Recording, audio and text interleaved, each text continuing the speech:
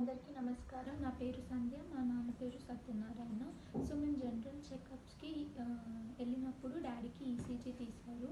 ఈసీజీలో mild changes చూసిన తర్వాత టూడికో వాళ్ళు సజెస్ట్ చేశారు. టూడికో చేపిస్తే మాకు సడన్గా తెలిసినది ఏంటంటే ఒక వాల్ ఫెయిల్ అయిపోయిందని. 2 వాల్స్ ఉంటాయి కదా హార్ట్లో, అందులో ఒక వాల్ కంప్లీట్గా ఫెయిల్ అయిపోయింది. మెడిసిన్ త్రూ ఏమీ అవ్వదని చెప్పారు. దాని తర్వాత నేను నాకు తెలిసిన డాక్టర్ సజెషన్స్ తీసుకున్నాను. రిపోర్ట్స్ చూపిస్తే వాళ్ళు కూడా దీనికి వాల్ రీప్లేస్మెంటే అని చెప్పారు. ఇంకొకటి ఓపెన్ హార్ట్ సర్జరీ అని చెప్పారు.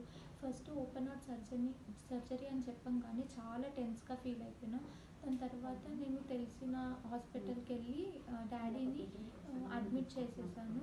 అడ్మిట్ చేసినాక డాడీకి 2 days తర్వాత చెప్పారు వాళ్ళు నాకు సడన్గా వచ్చి, డాడీకి హార్ట్లో ఇన్ఫెక్షన్ ఉంది, ఇంకొకటి వాల్ రీప్లేస్మెంట్ చేయడానికి ఓపెన్ హార్ట్ సర్జరీకి మా డాడీ ఫిట్ కారు అని చెప్పారు. ఇంకొకటి వాళ్ళు ఎటువంటి గ్యారంటీ ఇవ్వలేము, సర్జరీ చేస్తాం కానీ అసలు లైఫ్ ఆర్ డెత్ మ్యాటర్ అని చెప్పేసి సర్జరీ చేస్తాము, ఇంకా 45 days వరకు హాస్పిటల్లోనే ఉండాలి అని చెప్పంగానే నాకు చాలా భయం వేసింది. ఎందుకంటే మా ఫాదర్ ఓన్లీ సోర్స్ మాకు.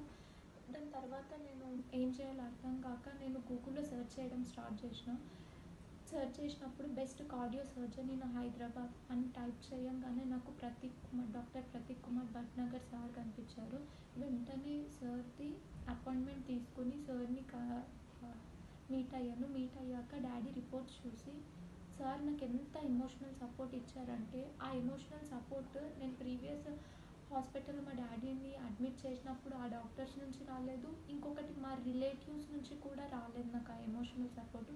అంత సపోర్ట్ చేసి ఒకటే మాట అన్నారు, మీ డాడీని తీసుకురా, నేను సర్జరీ చేస్తా, 1 week తర్వాత మీ డాడీని ఇంటికి తీసుకెళ్ళు, ఇంకొకటి మీ డాడీకి 1 week నువ్వు లీవ్ పెట్టమను, 1 week తర్వాత మీ డాడీని నువ్వు ఇంటికి తీసుకెళ్ళిపోతావు అని చెప్పారు.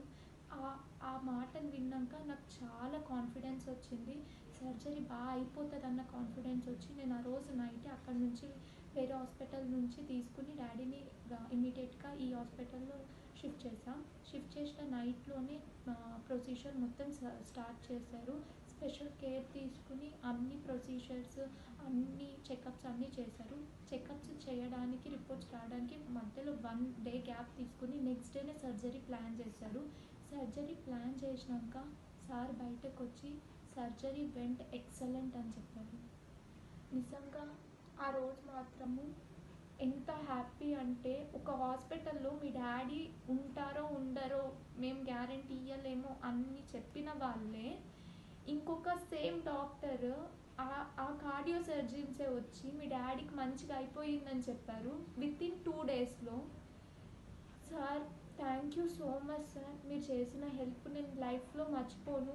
ఇంకొకటి ఆపరేషన్ చేసేటప్పుడు సార్ టీమ్ ఎక్సలెంట్. అసలు వాళ్ళు ఎంత ఎమోషనల్ సపోర్ట్ ఇచ్చారంటే రిలేటివ్స్ ఎవ్వరు లేరు నాతోని. సార్ వాళ్ళ టీమ్ మెంబర్సే నాకు ఎమోషనల్ సపోర్ట్ ఇచ్చి ధైర్యం ఇచ్చి, even I have some financial issues అవి కూడా కన్సిడర్ చేసుకుని బెస్ట్ ఇవ్వాలి అన్న ఓన్లీ కాన్సెప్ట్తోని సార్ వాళ్ళు మా డాడీని సేవ్ చేశారు.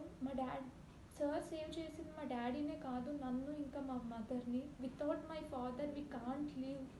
So thank you so much sir. దాని తర్వాత ఇప్పుడు కూడా ప్రతిరోజు దేవుడికి నేను చేసుకున్న ప్రేయర్లో సార్ని ఇంక్లూడ్ చేస్తాను. ఎందుకంటే ఇలాంటి డాక్టర్ ఉండాలి సొసైటీలో. ఇలాంటి డాక్టర్ ఉంటే అలాంటి పేషెంట్స్కి ఎంతోమందికి లైఫ్స్ ఇస్తారు.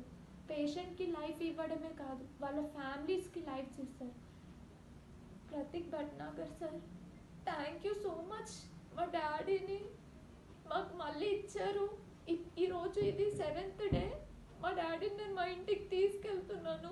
Thank you so much sir.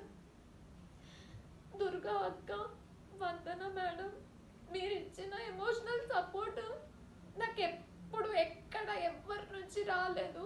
నా లైఫ్లో గుర్తుండిపోయే పర్సన్స్ మీరు 3 members sir. Thank you so much sir. Thank you.